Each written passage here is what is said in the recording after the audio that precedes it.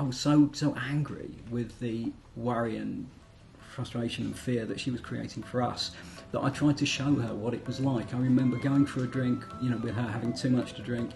The children were with their father, and I remember I got onto the parapet of a bridge and walked along the parapet of a bridge. I wanted her to feel the fear that I felt when she was drinking, and utter madness.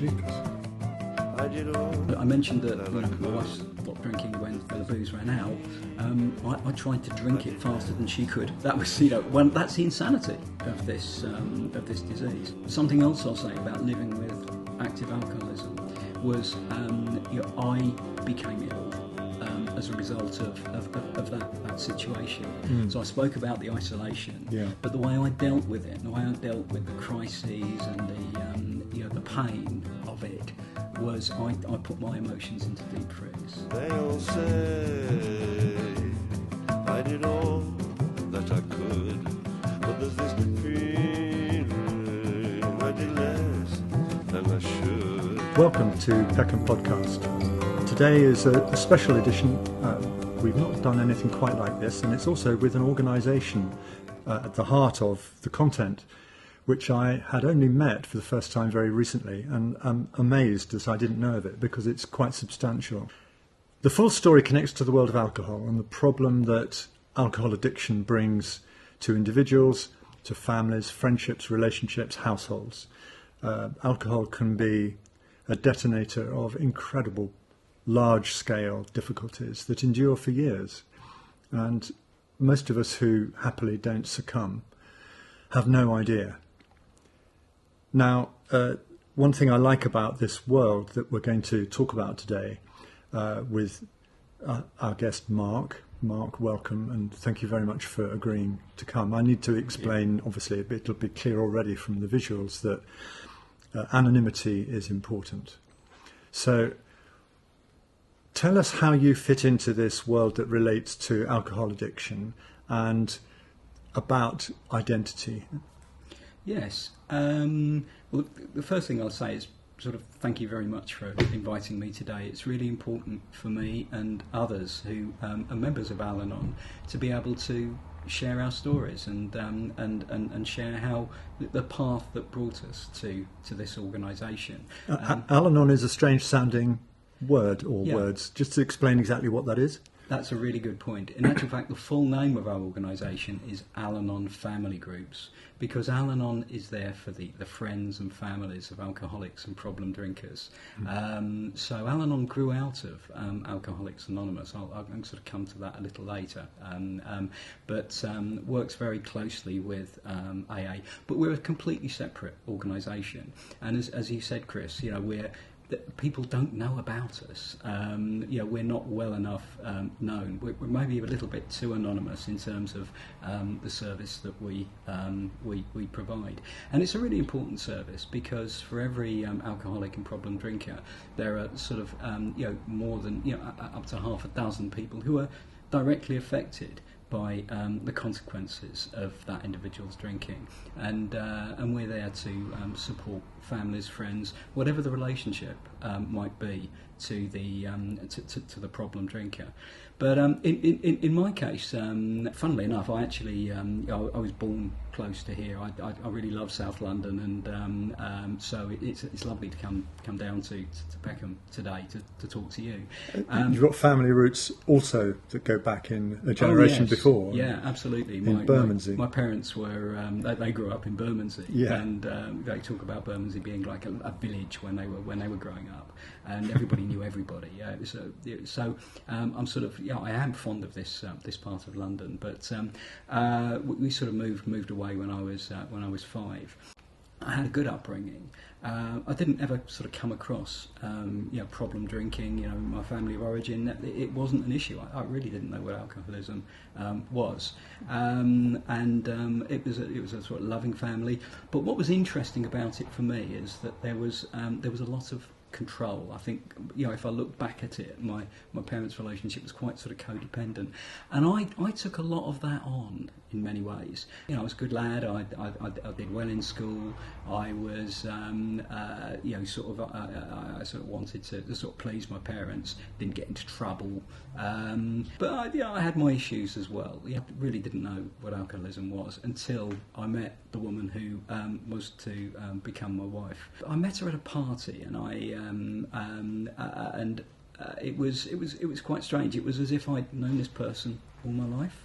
And it was an immediate attraction, and she was everything that I wasn't. She was a big personality.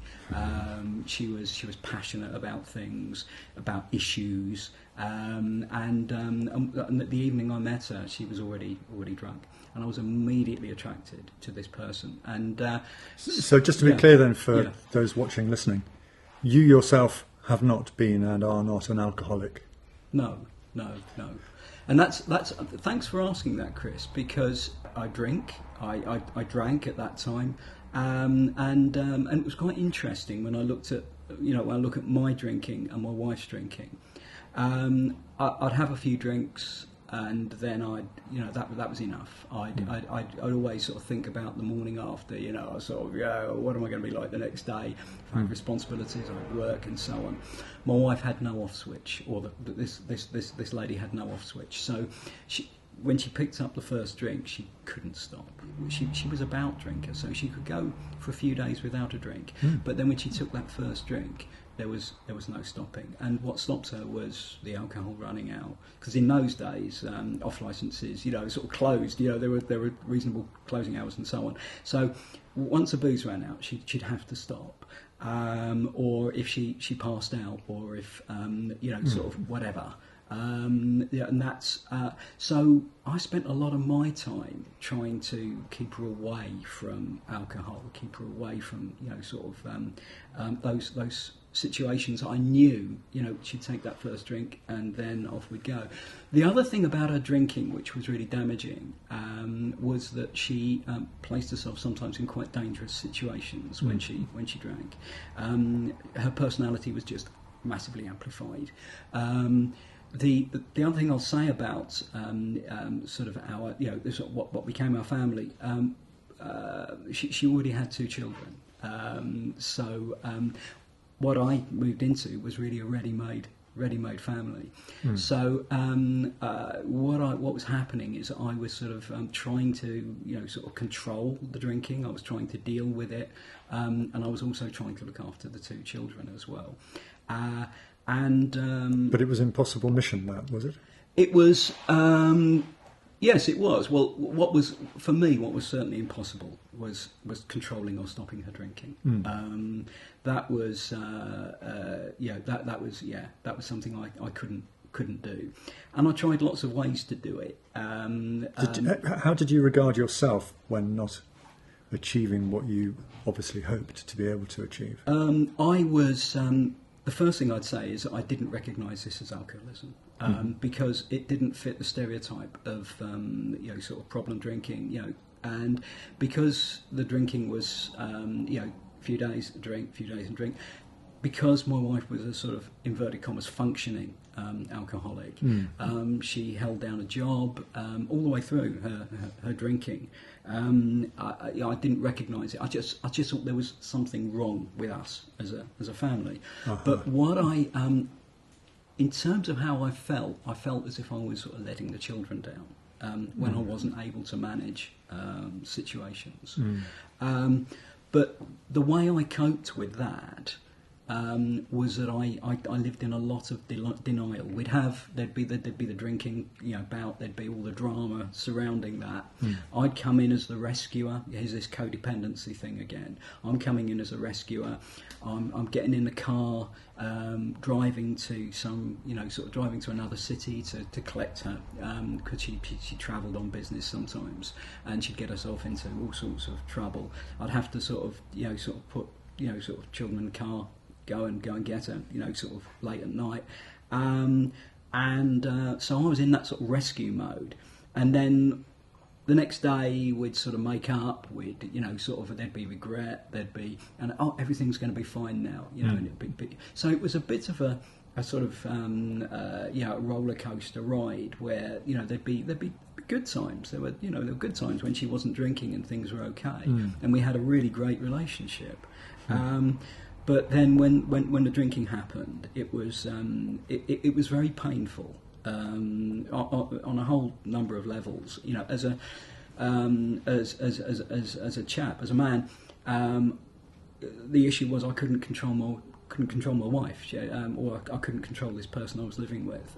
So social situations, she would have a drink, and well, what are you going to do about her? Well, there's not much I can do,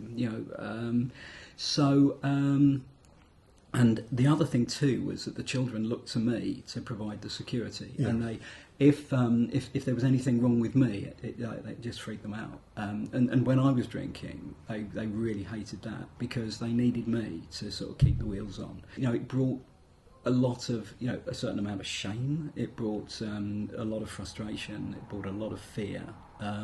There was anger, and I think it was when I felt most hurt were times when my wife was just when she wasn't available to me. So what would happen is that when there'd be a crisis or something, she would drink and she'd just be out of it. She'd drink to sort of oblivion really, and I'd be left with my feelings, my emotions, very much on my own.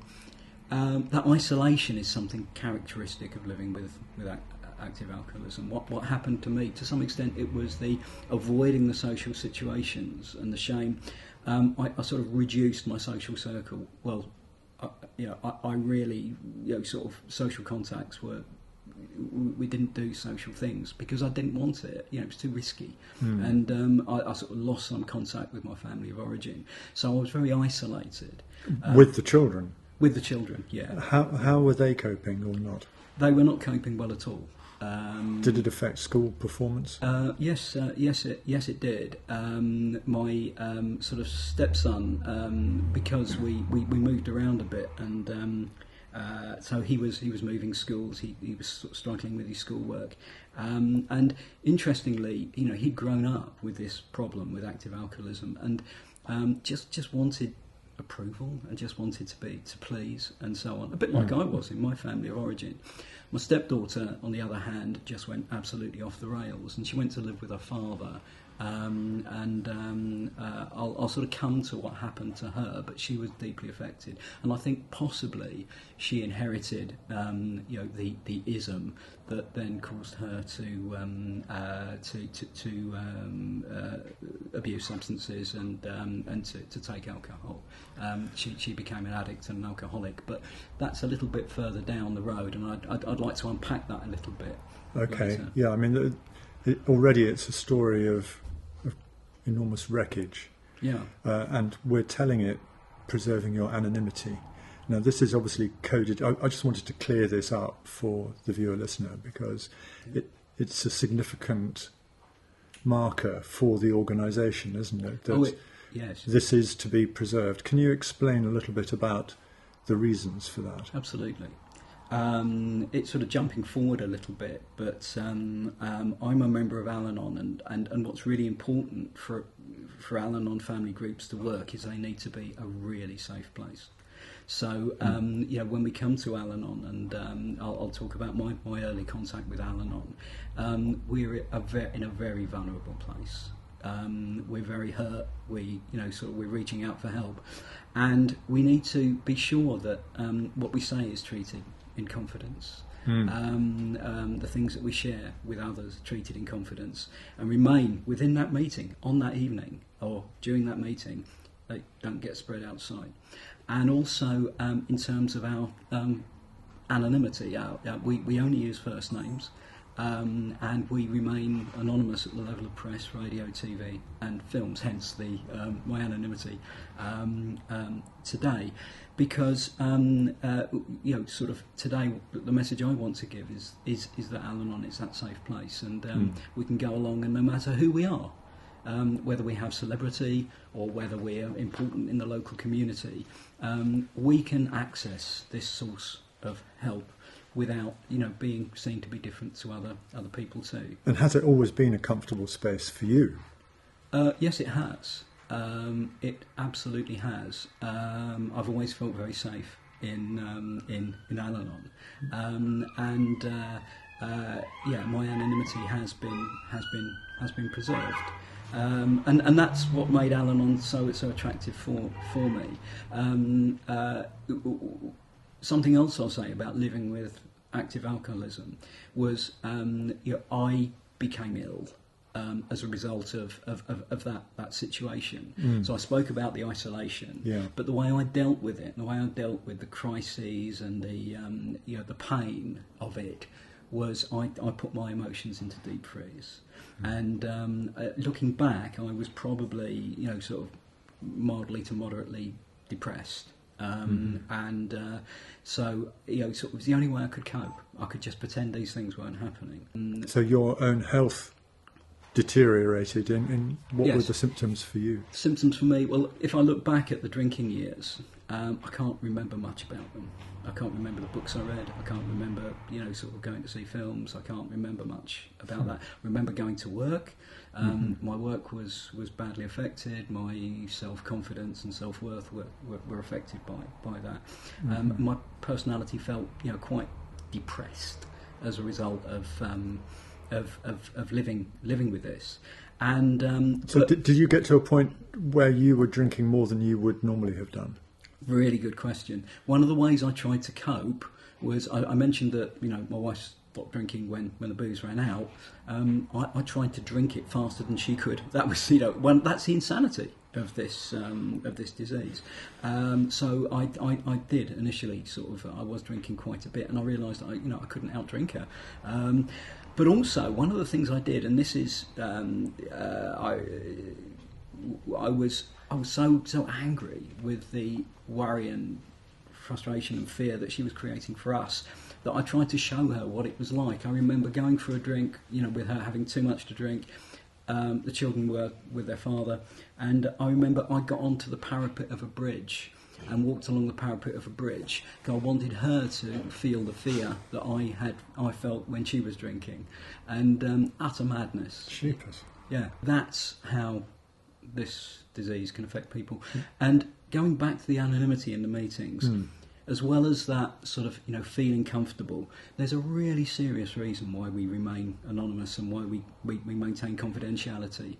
Because if somebody comes to our meeting and still living with an active alcoholic situation, the alcoholic may not be thrilled about that. Now, if the alcoholic finds out that person has been coming to an Al-Anon Family Groups meeting, that person could be at risk of domestic abuse, of physical abuse, so it can be a matter of life and death for us as well. Without putting it too dramatically, so not only is it an emotional safety, but it's a physical safety for people too. Right. So what got me to come to Al-Anon was my wife stopping drinking, and what had happened was, I didn't have to face my stuff. I didn't have to face the effects, because I was in constant crisis mode. And if I look back at it, I was as addicted to my wife's alcoholism in a way as she was to alcohol. What got me through and meant that I didn't have to look at me was I was always having to cope. I had a full-time job. I had quite a demanding job. I had to try and keep the wheels on, with the children and the family. I had to stop my wife from getting herself into dangerous situations and manage the binges. And then I was off doing these dramatic rescues, and this sort of thing. It gave me a mission, and in some sick way, that appealed to something in me. So that's that was the status quo for me. And then out of the blue, she said, I'm going to go back to AA. I hadn't even ever understood that she'd been to AA and that she'd done anything about her drinking. It was after a really awful weekend of drinking, and she effectively hit her proper rock bottom, and she went to AA, and she got better very quickly. And it was all the pieces sort of suddenly fell into place. That's the answer to our problem. She's an alcoholic, and our lives are going to be so much better now. Sort of this is it. And I watched her go to AA, and I watched this amazing recovery that she was experiencing. And I watched her. She got a sponsor. I was sort of taking her to meetings. I'd walk her to the meeting, and I'd watch her go into to the meeting, come out again, and she was really suddenly changing and growing. And as she got better, I got worse, and I got to the stage where I couldn't cope, and I was not coping with my job at work. I didn't really want to, I was getting to the stage where I'm not that keen on going out or doing anything, and I was just left with me, basically. I was left with the wreckage of having lived with the problem for the years that I did, and my wife said, look, why don't you go to Al-Anon? I think what my rock bottom was, we went away on holiday, and I just refused to come home. I just couldn't face my life. I didn't want to face my life at all. And she said, look, we've had enough. She said, this is enough. You've got to get some help for you. And it actually makes me slightly emotional. It was the most amazing gift that she could have given me. And she said, look, in my hometown, she said, look, there's a meeting there, and she said, I'm going to take you there. It was exact role reversal. She marched me to my first Al-Anon meeting, and I really wanted that recovery, because I could see what a 12-step program on offer in Al-Anon, and what she was experiencing in AA was doing for her. And I was willing to do anything. I was willing to go to any lengths to feel better. And so I walked into a room of people who gave me a very warm welcome, who emphasised that safety that we've been speaking of, who seemed to talk the same language as I did. And for the first time, I was in a group of people where I felt, really that I belonged. And it was a weird thing. And there were all the sort of the bits of the program around. We talk about a program. It's a program of recovery based on 12 steps. So there were things on the wall, slogans on the wall. There were table cards, and it was sort of like walking into another world. They spoke a slightly different language, but what they told me was that my life could get better, and they told me that Al-Anon was for me. It wasn't about keeping my wife sober. It wasn't about trying to control alcoholism. In fact, they told me that I was completely powerless over anybody else's drinking, that I was powerless over people, places and things, and that for all the years I'd been trying to fight, circumstances and fight things around me, and that, it was time to just give up that fight and that and start looking after me. And they told me that was why I was there. So basically, they gave me my introduction to step one, which is we believe we're powerless over alcoholism. Our lives had become unmanageable. My goodness, my life had become unmanageable. But what they offered me was hope, and they said, we can't solve your problems sort of overnight here, but every time you leave a meeting, you'll feel just a bit better. This is absolutely amazing, because you've painted us a picture of AA remaining this phenomenal rock that it has been for so many people, but alongside it is what you then needed. Yes. Al-Anon. Yes. And without the AA, then your wife wouldn't have turned into the person that could, in fact, call you out and say, right, now it's you time. Yeah. So it was an act of Yeah. Brilliant kindness, but she only got there because AA had, for her, been in... Yes. She triggered it, didn't she? She triggered AA's intervention in her storyline. Yeah. And that then led to you having this incredible realisation that, in effect, you've been sacrificing your well-being, trying the impossible. Absolutely, and it's how the sort of disease works. and that sort of codependency, you know, sort of I was enabling my wife, and my wife was sort of enabling me, and somebody in the family needed to break that cycle, and she did. It turned out to be her. Yes. Turned out to be her. Sometimes it's the non-drinker.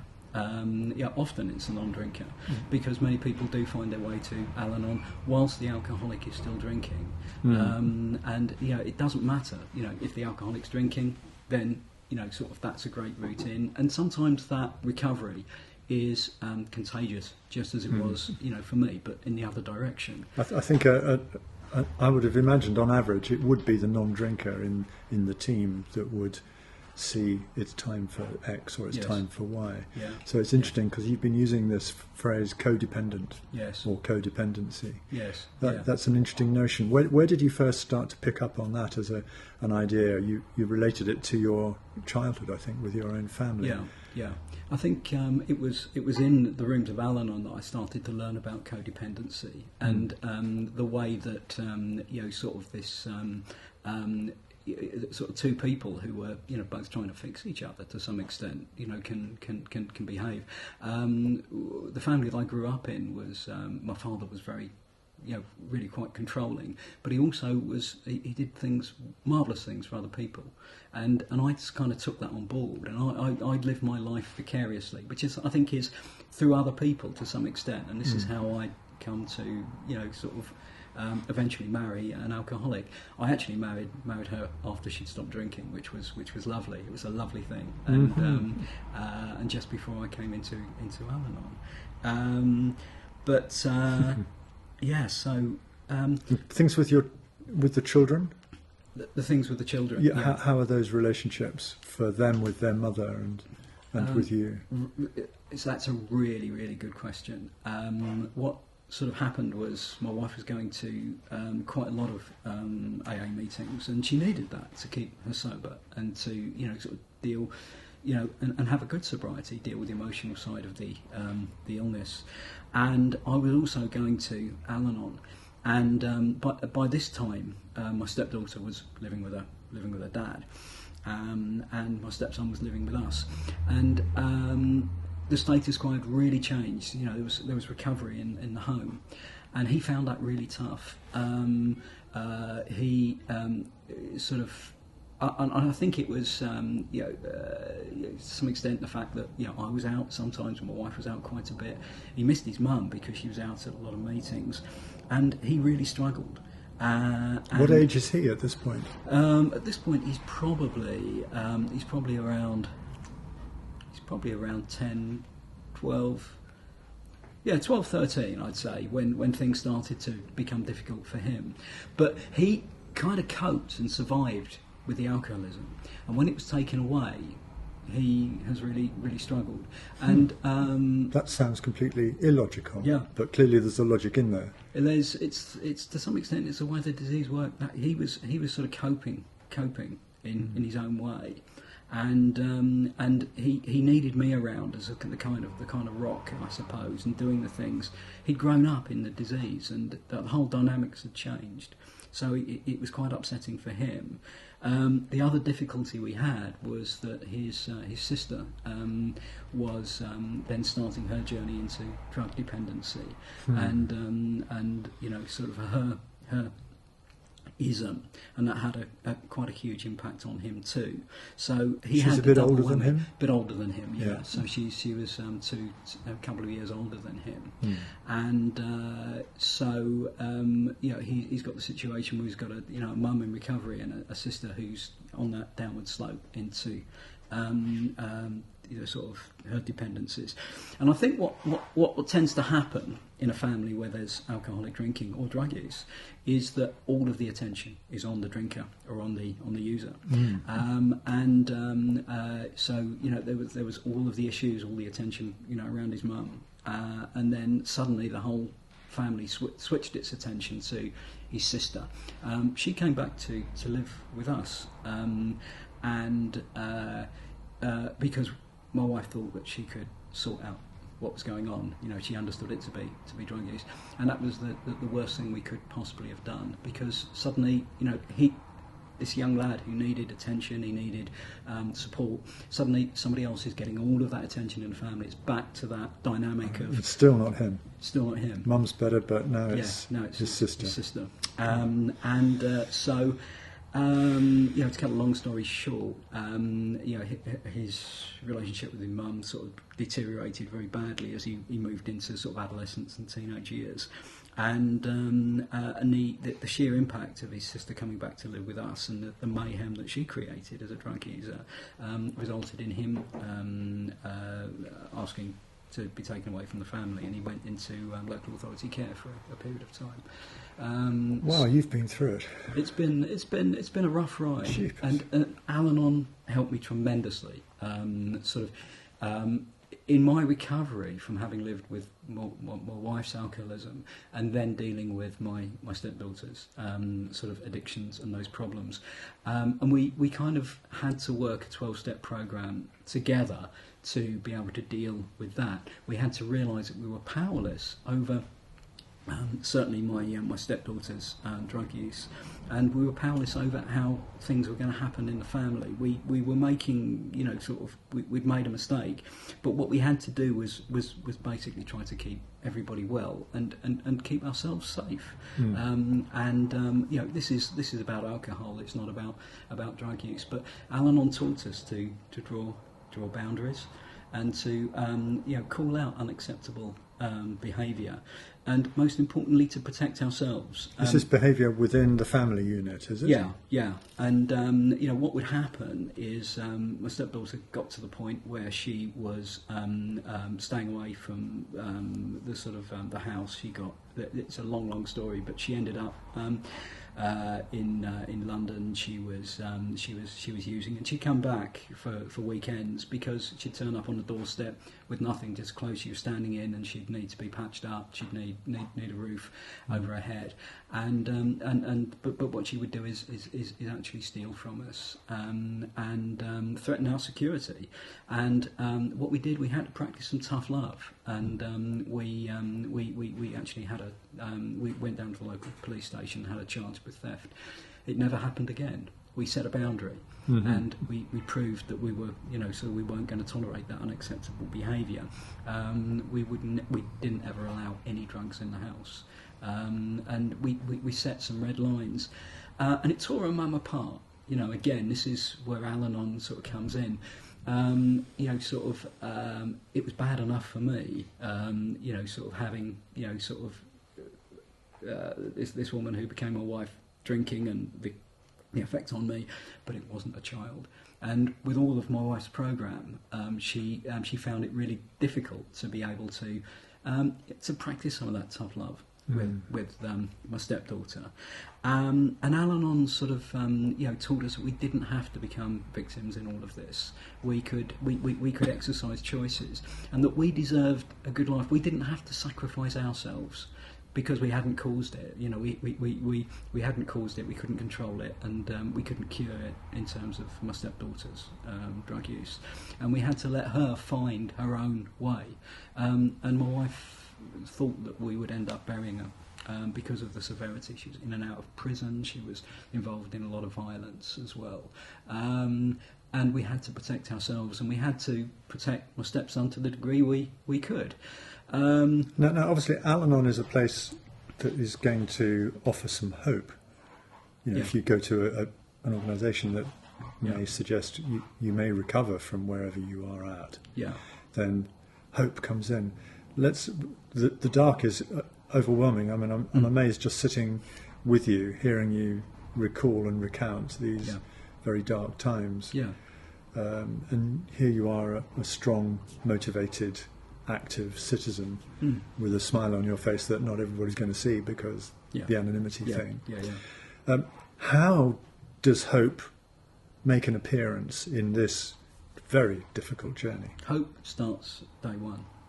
Day one, when I first walked into an Al-Anon meeting, right? And my wife has also come to Al-Anon, and also another organisation called Families Anonymous, which is there for friends and families of drug users. What on earth happens that gives you the possibility of hope on day one? What gives us the possibility of hope? the message for me when I came to Al-Anon was that I could be okay whether the alcoholic was drinking or not. So no matter what happened in my life, I was going to be okay. Life happens, there are external circumstances, but how I respond to those is something that I have control over. So my emotional response to difficulties and all of that darkness that we've spoken about, how I respond to that is down to me. And Al-Anon empowered me to change my attitude to the things that were going on. Did you need much coaching? Because that's a big journey to go from being a full-time, year in, year out, multi-year journey, caring for your wife, everything to help her, to saying, actually, that's fine, that's her journey. It was, that's really interesting. And I think that what took me through the journey was the 12 steps of recovery. So, and something we haven't spoken about is, sort of really unpacking those 12 steps. So the first step for me was realising that I was completely powerless over somebody else's drinking, or powerless over people, places and things. And I was also fairly powerless over some of my reactions at that time. Basically it was, step one was about, look, stop fighting all of this, Paul. It's making you ill. It's time to just sort of surrender, really, which is a really tough message. But the other part of that message was, you're not responsible for what these people are doing. You're not responsible for the drinking. You're not responsible for the drug use. It's not anything that you've done. But you must have felt responsible. I did, and I needed to. A part of that was, what was suggested to me was to actually look at all the ways I tried to control what was going on, all of the ways I tried to stop my wife from drinking, and just list those and just assess whether any of them had ever been effective.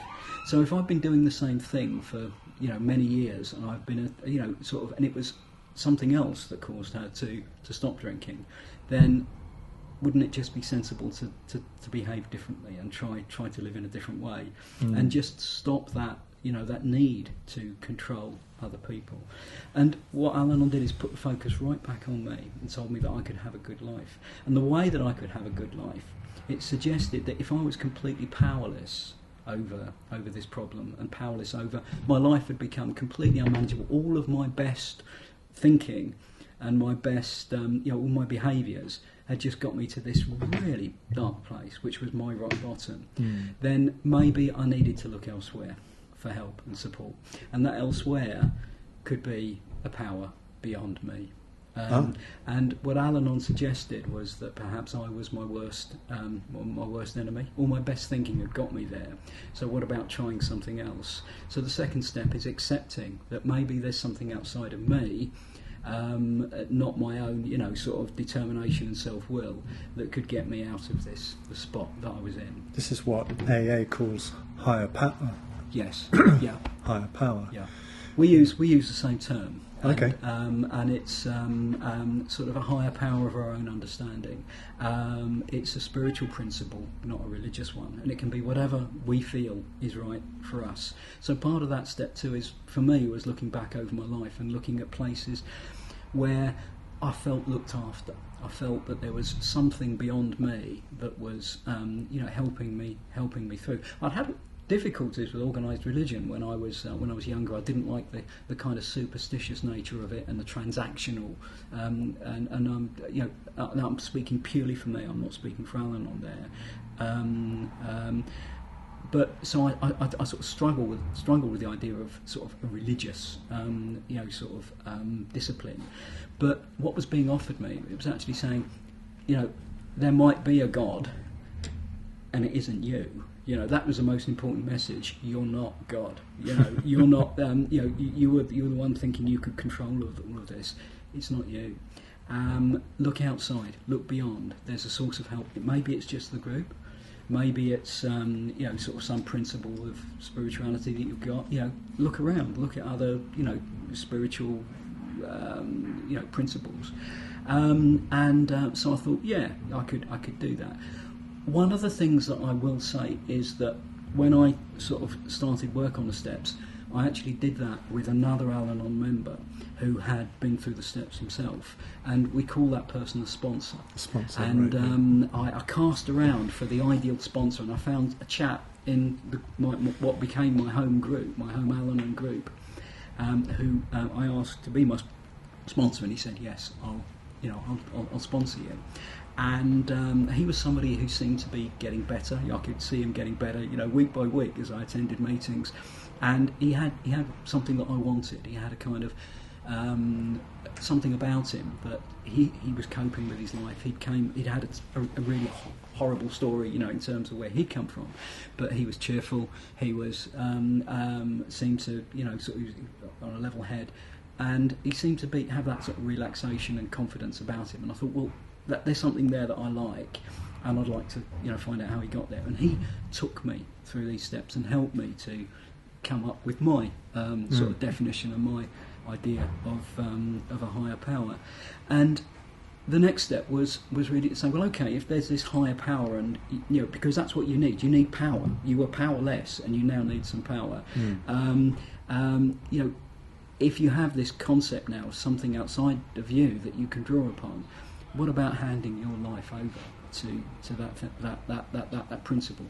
And that was a really difficult step to take. Well, that's enormous. And what helped me, and still always helps me, was, well, there were two things. One was that when my wife was drinking, she'd become my higher power. I'd handed my will and my life over to somebody who was drinking alcoholic.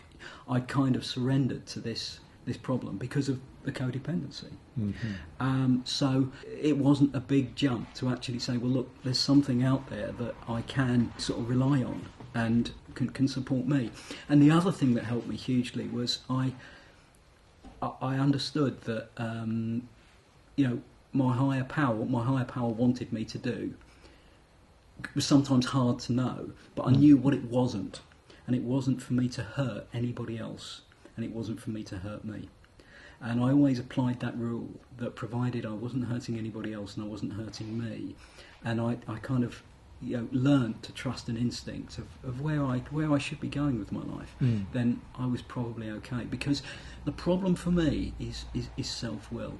When I start running on that kind of self-will, that I'm going to do this, I'm a very determined person, and I've got a lot of self-discipline. I can make myself do things, all sorts of things.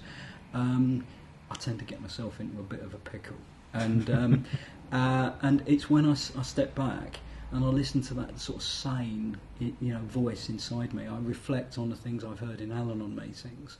I reflect on the principles of the program, and I start thinking about me. Let it begin with me. It's about me. It's about having a good life for myself. Then I'm putting myself first a little bit. Looking after me. Then I'm on the right road.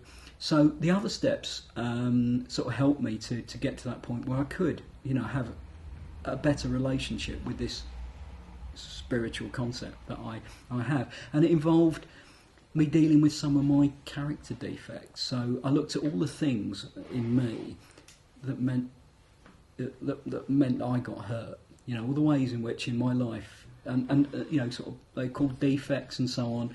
And it was, I was looking at the ways in which I was causing myself problems and causing other people problems. What were these things that made me mean to other people? For example, when my wife was drinking, one of the ways I tried to stop her from drinking was to shame her into, it'd be the morning after, I'd say, look at the mess you made, look at the cans, look what you've done to the children. And I was it was applying that shame. And, looking back, I didn't need to do that. She felt dreadful, absolutely dreadful. All I was doing was pouring more shame on top of, her. But it's so natural to do absolutely. That, isn't it? When absolutely. It's not just a one-off. Yeah. But it repeats. That's right. But it's, it was just me trying to control. And, I sort of learned, some of that willfulness, that, those were the things that were getting me into trouble. And I also learned, and this is really important, was the things that I could build on in me. So I learned about my assets. My sponsor very gently and lovingly showed me the things that I had that were, I could build on and become the person I wanted to be. It's a lovely expression one picked up along the way, and this was, when the student's ready, the teacher appears. Yes. And it sounds as though your sponsor in this way was Yeah. a teacher for you at a really valuable moment. Very much so. And what he did is he just told me how he'd recovered and how he'd worked the steps, and said, I'll show you how I did it. Fantastic. How you do it's up to you. Yeah. And we worked together, and we did. We met regularly, and we worked our way through. We went through a step where I was able to share with him what those character defects, those assets were, take a bit of stock of that, and then a really important thing was, those issues that I've got in me, that codependency, that need to try to rescue other people. I can't control it. It's there, but something else can.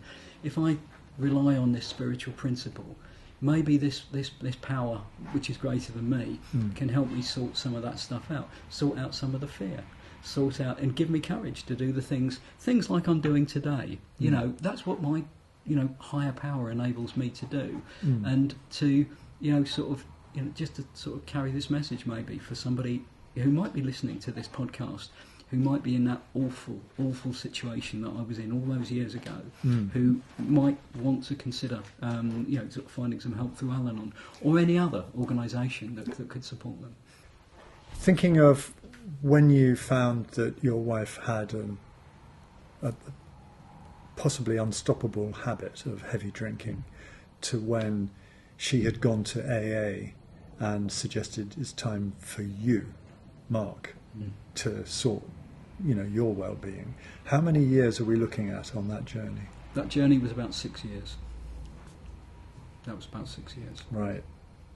So, with the impacts on careers all over the place, impacts on children. So what age span were they at the beginning and then at the end of the 6 years? At the beginning, probably. At the beginning, they were probably. I think my stepson was about 7, and he would have been about sort of 11, 12 at the end of that. Powerful years for a child to be going through, where yes. they're absorbing great influences. The hormones are going to start to yes. work, and yeah. that's pretty chaotic. Absolutely, and living with this problem in families, it's so difficult for children. We actually have members of Al-Anon who come to us who aren't living with active alcoholism but grew up in alcoholic families, and they're really damaged. And one of the things that tends to happen for children growing up in this situation is that if you're going through adolescence, you're going to act out a bit, you're going to with all the door slamming, all those things that healthy adolescents do, and which is really important to do. But if you've got somebody in the family who is behaving far worse than you are, and also if you feel that you can't do that because you can't do the things that a healthy adolescent would, because you're rocking the boat, and maybe it might be you who's because you're misbehaving, because you're not achieving enough. That's why they're drinking. They start to blame themselves potentially. Yeah. I haven't grown up in an alcoholic home, so I'm sort of speaking a little bit second hand. But the alcoholic is receiving all the attention, and you're not, and that arrests development. The children can tend to become overachievers, because they've got the habit of going above and beyond. They can be carers. Sort of a child living with a single parent who is drinking alcoholically can almost take on that role of keeping the household together. So they're carers. Again, they can't experience a normal adolescence and then that normal development. So it can be so difficult for children. Yeah. And when Al-Anon starts to come into a family, when sort of members of the family start to get some recovery, it's possible to pass that on to the children, because we don't talk about the problem with them. It's covered up. There's so much denial that goes around this problem, and the children can absolutely see what's going on, and they just want to talk about it. So we also have an organisation called AL-ANON. Well, it's not an organisation, it's part of Al-Anon, and we offer meetings for children between the age of 12 and 17, and that sort of grew out of Al-Anon in the States. There are very few meetings in the UK at the moment. I think there are possibly half a dozen, and some of those are online. I think there are 2 in-person meetings. Used to be a lot more, but Alateen is there for those youngsters who might want to participate in the recovery that's happening in the family, or possibly would just want some support if there's no recovery in the family. There's some pretty heavy duty safeguarding, as you can imagine, around providing Alateen for youngsters. But it is something that's there, and sort of there's literature for those chaps as well, because my goodness, they need it. But as we come into Al-Anon, we can share some of that recovery, and almost to sort of to complete the story in some senses. I've spoken a little bit about my stepdaughter's drug use and the mayhem she caused, to the family, and my goodness, the suffering that she experienced herself is unimaginable, and she got better. Eventually, she hit her rock bottom, and it was the tough love that worked. It was 3 o'clock in the morning when she phoned from a police station in South London and said, "Come and get me," and we said, "No, we've got work tomorrow. You got yourself there, and you're going to have to get yourself out, I'm afraid." Afterwards in recovery, she said that was one of the best things you ever did. Yeah, it's amazing, isn't it? Yeah. And how her mum did that, it was instinctive to some extent, when she would step in and when she wouldn't. But my stepdaughter did make it. She had her mum's example, because that's one of the things. Here's somebody who was, sort of drinking alcoholically, who made it and has had a really great life without drinking. And there is a solution, there is an answer. So she had that in her life, and eventually she hit a rock bottom, and she is recovering through a 12-step program and thriving. More than recovering, she's thriving. My stepson came back into the family as a young adult, and he sort of repaired the relationship with his mum. And he has never embraced any form of recovery, but he's doing okay now. He is doing okay, and I have a really great relationship with both children. And I don't have any children of my own, but I'm really proud of both of them, and they're lovely kids, and we've kind of got through this together, and it's. And things can work out. And I was told that in Al-Anon. But whatever would have happened, I was told in Al-Anon that I was going to be okay. And I've been in Al-Anon a number of years now. My wife and I have a fantastic relationship today, because we've both got a program of recovery, and we've got a healthy, emotional, spiritual, mental, sort of set of tools that we can use to keep our relationship really healthy. I believe if I hadn't have come to Al-Anon, we wouldn't be together today. I think my wife would have left me behind, quite rightly, because I'm not the sort of person that she would have wanted to have, I wouldn't have been a person she would have wanted to be around in recovery, because I was sick too. But happily I got to Al-Anon. She has her program, and we've sort of grown together today. You say you were sick too. You do mean mental, do you? Or Yes, was it physical? I do. Interesting to ask that question. Some of that stress does get expressed physically, but it was mental. It was mental. The roots were mental. Yeah, absolutely. Well, it's a powerful story. 6 years. 6 years in the situation. And how many subsequently? You don't have to say, but very many. If I said over 30 years. Oh my goodness! Yeah, and you're together. We're together, absolutely. We're celebrating our 35th wedding anniversary. Well, congratulations! Thank you. That's remarkable. Who Who would have thought? Yeah. Out of such chaos. Absolutely. Because I was thinking, when you were talking about this move from the lawlessness, if you like, into Al-Anon, and immediately, you said immediately you felt there was hope. Yes. And then when you were introduced to the 12 steps, Yeah. the first one, incredibly powerful for you. There's this sense of coming out from chaos into order. Yes. It was just, in the end, it was one step for you to go take yourself to Al-Anon and find that what had been a mission of one sort to save your wife Yeah. had become a mission to look after yourself. Absolutely. And Yeah. that's quite humbling, isn't it? Yes, absolutely. It's when I reflect on it, and I reflect what I was given, and the chance that I was given, and if I reflect what could have happened to me had I not had that opportunity, it doesn't bear thinking about. And I'm sort of the Al-Anon works for me today. In all of the areas of my life, all of the challenges that I face.